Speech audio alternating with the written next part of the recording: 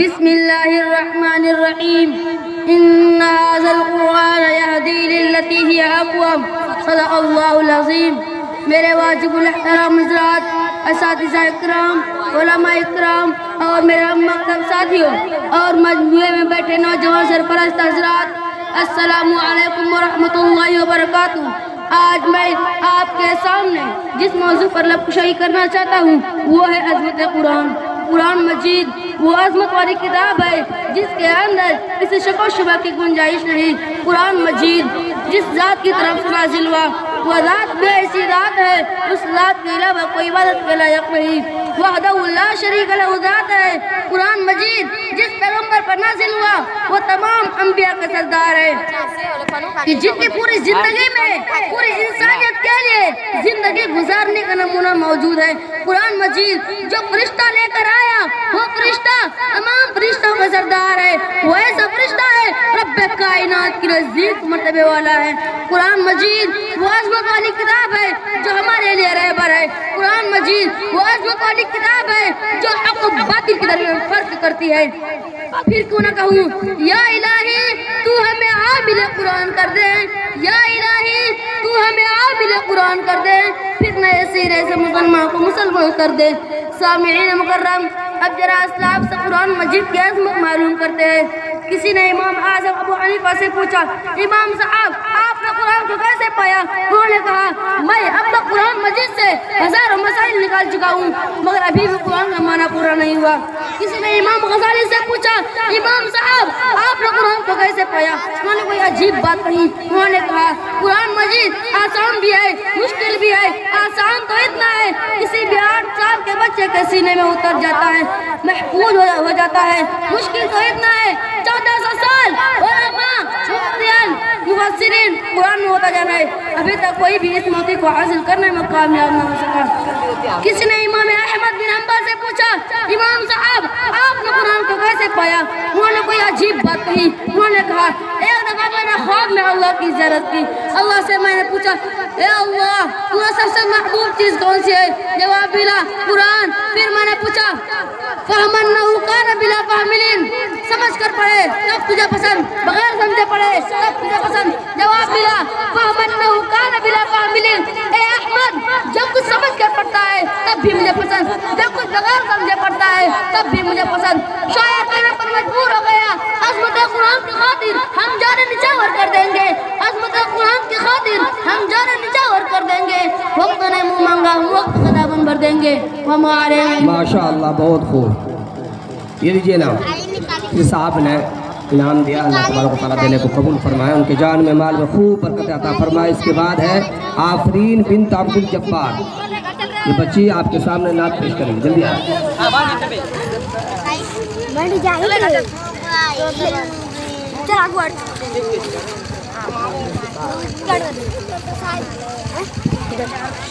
अस्सलामु अलैकुम व रहमतुल्लाहि व बरकातुहू। बुला लो फिर मुझे शाहे बहरोबर मदीने में, बुला लो फिर मुझे शाहे बहरोबर मदीने में, मैं फिर रोती हुई आऊं तेरे दर पर मदीने में।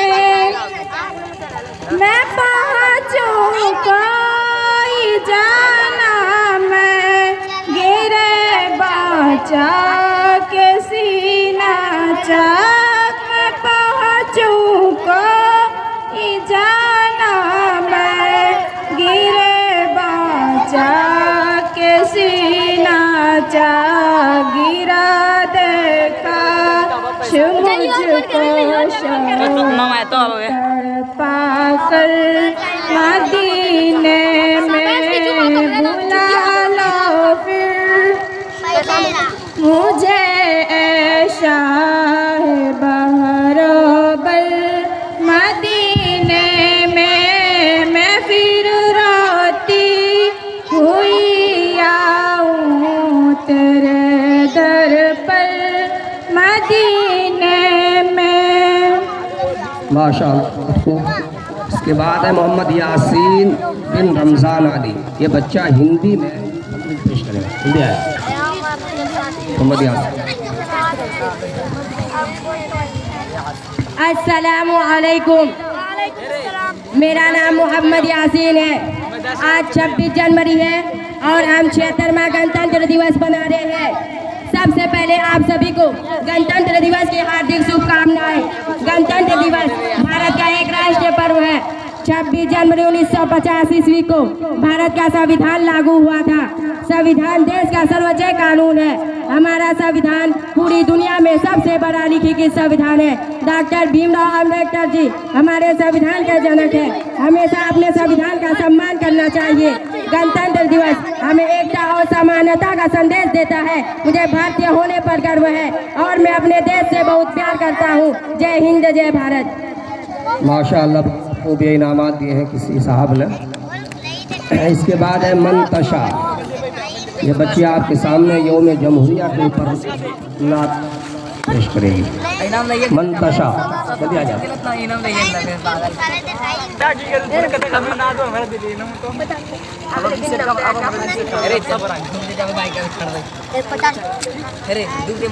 अस्सलामु अलैकुम।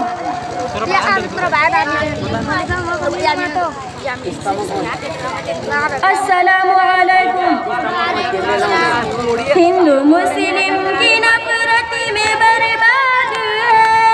हिंदू मुस्लिम की नफरत में बर्बाद है। कौन कहता है ये मुल्क आजाद है। हिंदू मुस्लिम की नफरत में बर्बाद है। कौन कहता है ये मुल्क आजाद है। हम मुसलमानों को समझा जाता है गैर। हम मुसलमानों को समझा जाता है गैर और अहले वतन हमसे रखते हैं बैर। मस्जिदों को हमारी गिरा देते हैं। मस्जिदों को हमारी गिरा देते हैं। रुख पर भी वो कब्जा जमा लेते हैं। आंसुओं से भरी अपनी रुदात है। कौन कहता है ये मुल्क आजाद है। हिंदू मुस्लिम की नफरत में बर्बाद है। हिंदू मुस्लिम की नफरत में बर्बाद है। कौन कहता है ये मुल्क आजाद है। माशाअल्लाह। रेहाना और आशियाना ये दो बच्ची नास माइजरा पेश करेगी। रेहाना आशियाना।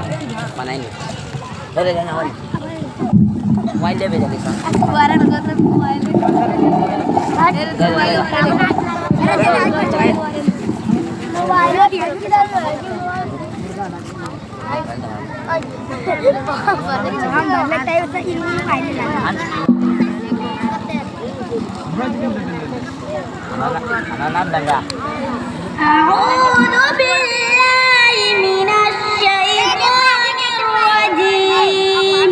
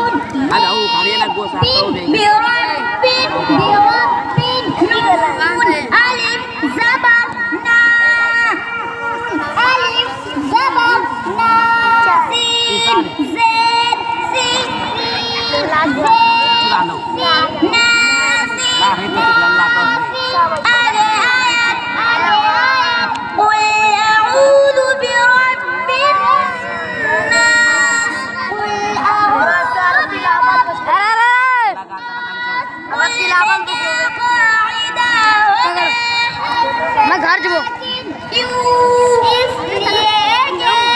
नाम के ऊपर जज आया हुआ है में क्या कायदा होगा हमसे मतलब क्यों इसलिए पेश वाला हर्फ वाव साकिन के साथ मिला हुआ है में क्या कायदा होगा से मुशद्दद क्यों इसलिए बा के ऊपर तशदीद आया हुआ है बिन में क्या कायदा होगा पे शर्ती क्यों इसलिए अलिफ लाम तहरीफ के बाद नून पे शर्ती के चौथे हर्फों में से आया हुआ है नाम में क्या कायदा होगा पे मतलब क्यों इसलिए के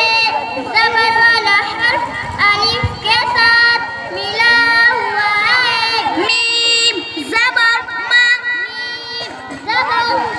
लाम ज़ेर लिफ ज़ेर माली काफ नून ज़ेर किन मालिकिन नून अलिफ ज़बर ना सीन ज़ेर नासी आगे आयत मालिकिन नास किन में क्या कायदा होगा पे शर्ती क्यों इसलिए के अलिफ लाम तारीफ के बाद नून पे शर्ती के चौथे हर्फों में से आया हुआ है बस जाओ माशाअल्लाह बहुत खूब। इसके बाद है रौनक परवीन, ये बच्चे आए और नात पेश करें। रौनक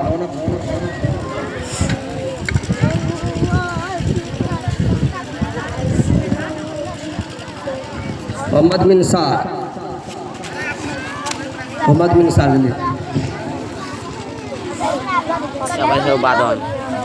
अस्सलामु अलैकुम अर्श मखमल पे सोने वालों तुम्हें कब्र में सोना पड़ेगा अपने अमाल का जायजा लो वरना कब्र में रोना पड़ेगा छोड़ दो जिंदगी का मेला जाएगा तू यहाँ से अकेला खूबसूरत हंसी बदन है इसको बेजान देना पड़ेगा